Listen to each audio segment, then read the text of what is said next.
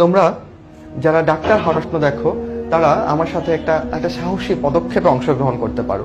তোমরা শুধু এখন অডিওটা শুনবে, ভিডিওটা দেখবে না। তোমরা একটু চোখটা বন্ধ করো, দেখি একটু চোখ বন্ধ করো। চলো আমরা একটু ধ্যানের, একটু মেডিটেশনের দেশ থেকে ঘুরে আসি। আমিও চোখ বন্ধ, কেউ কিন্তু কমেন্ট করবে না, সবার চোখ বন্ধ এখন।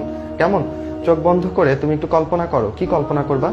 ধরো ছোটবেলায় তোমাকে কেউ জিজ্ঞেস করলে, বাবু বড় হয়ে কি হবা, তুমি বলতা বড় হয়ে আমি ডাক্তার হব।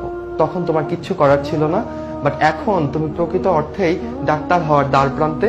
কদিন পরে তুমি ধরো মেডিকেল অ্যাডমিশন টেস্ট দিয়ে তুমি ডাক্তারই হয়ে গেলা। ডাক্তার হওয়ার পরে তুমি একটা অ্যাপ্রনের মালিক হওয়া, মানে মেডিকেল স্টুডেন্ট হওয়ার পর তুমি একটা অ্যাপ্রনের মালিক হবা। তোমার গলায় একটা স্টেথোস্কোপ থাকবে, তাই না? তুমি ধরো একটা লম্বা করিডোর ধরে হাঁটতেছো, তোমার গায়ে একটা সাদা শুভ্র অ্যাপ্রন, তোমার কাঁধে একটা স্টেথোস্কোপ, তোমার স্বপ্নের মতো। কেমন? সেই করিডোরের চারপাশে অনেকে দাঁড়িয়ে, ব্যাপারটা এরকম না, শূন্য একটা করিডোর, সামনে দাঁড়িয়ে দুজন মানুষ, তোমার বাবা আর তোমার মা। কেমন? এবার এই যে তাদের যে ছোট্ট মেয়েটা বা ছোট্ট ছেলেটা যে কিনা ছোটবেলা বলতো, হ্যাঁ বাবা আমি বড় হয়ে ডাক্তার হতে চাই, মা আমি বড় হয়ে ডাক্তার হতে চাই, সে আজকে সত্যিকার অর্থে এই ডাক্তার হওয়ার দ্বার প্রান্তে এসে ডাক্তার হয়েই অলমোস্ট স্টেথোস্কোপ নিয়ে অ্যাপ্রন পরে তাদের সামনে এসে দাঁড়িয়েছে।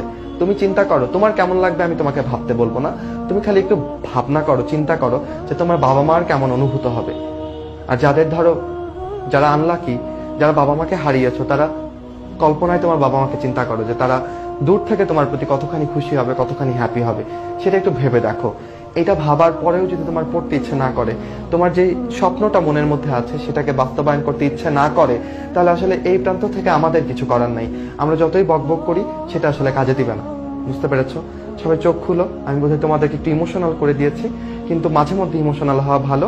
যদি সেই ইমোশনটা দিয়ে আমরা স্বপ্ন জয় করতে পারি, তাহলে সেই ইমোশনটা মন্দ কি, তাই না? তাহলে আমাদের যখন পড়তে ইচ্ছে করবে না, আমরা একটু আমাদের বাবা মার কথা ভাববো, আমরা একটু আমাদের দেশের কথা ভাববো, দেশের জন্য কাজ করব, আমরা নিজেরা ভালো থাকবো, চারপাশকে ভালো রাখবো, আমরা দীর্ঘ করব।